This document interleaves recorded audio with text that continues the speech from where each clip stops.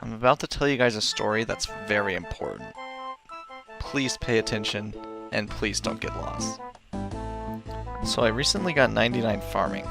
For the past few months, I would do at least one farm run every day, which would include papaya trees. One of the fruit tree locations is at the Grand Tree.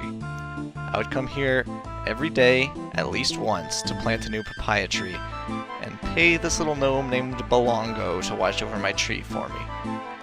I would always chuckle to myself because Belongo is a pretty fucking hilarious name. I mean, come on. Belongo. Belongo. Belongo. So every day, I would pay this little dude some pineapples, laugh to myself a bit, and be on my way to the next patch. But then, one day, I noticed something quite disturbing.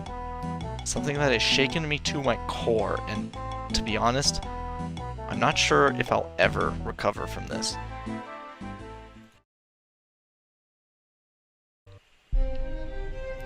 Belongo is wearing a hood over his head. Seems innocent at first glance. Most gnomes wear this kind of hood, so must be a cultural thing with gnomes. Sure, that makes sense. But let's take a bit of a closer look. Oh dear God! What the actual fuck is going on here? Does he even have eyes? If he does, they don't have any pupils, and where's his mouth or any sort of facial features? This is when I realized that I've been duped.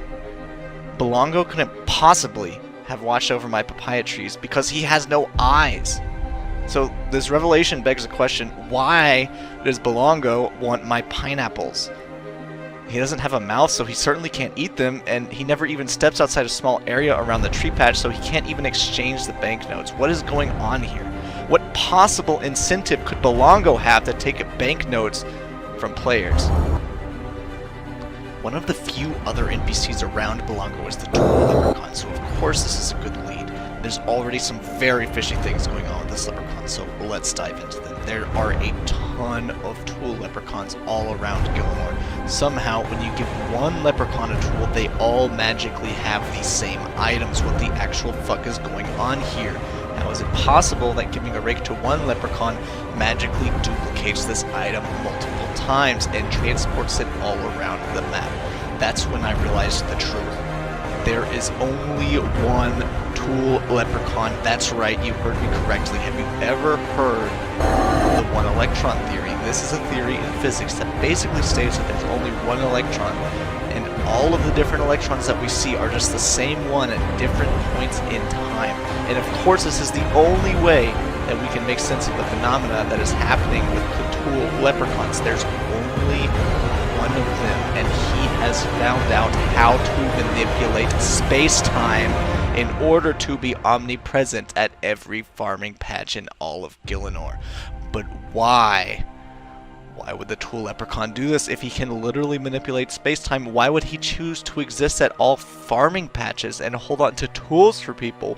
What possible incentive is there? This takes us back to Belongo. Why would he be stealing banknotes from players? Because it's his job. Who is his employer? The Tool Leprechaun. The Tool Leprechaun has established a monopoly on all of farming in the entirety of Gillinor. He needs some way to profit from this, so he blackmails people. If you don't pay him, then he might just kill your crops, but he can't go collecting this payment himself.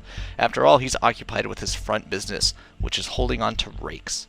He has to hire other people to do his dirty work for him and extort players for their banknotes. But even after discovering this, I still found myself wondering why. Why would the Leprechaun choose to find this weird, convoluted way of gathering wealth when he can literally do whatever he wants by altering space-time? The only answer that makes sense is that he's just testing his powers right now. He's seeing if this will work. He's testing his limits.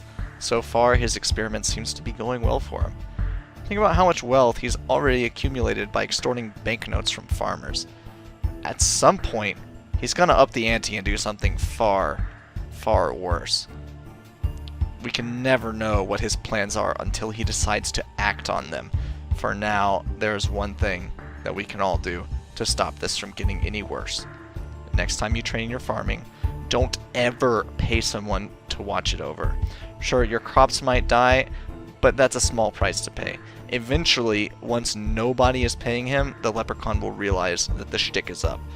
And he will realize that extortion won't help him in the long run. I truly believe that if this happens, he will begin to use his powers for good. Until then, though, we should all be scared. It is critically important that you tell everyone you know about the dangerous actions of the Leprechaun and how we can stop him together. Don't let your friends be extorted. Bring an end to the Leprechaun's monopoly on farming. Thank you for watching, and stay safe out there. Don't let him have his way.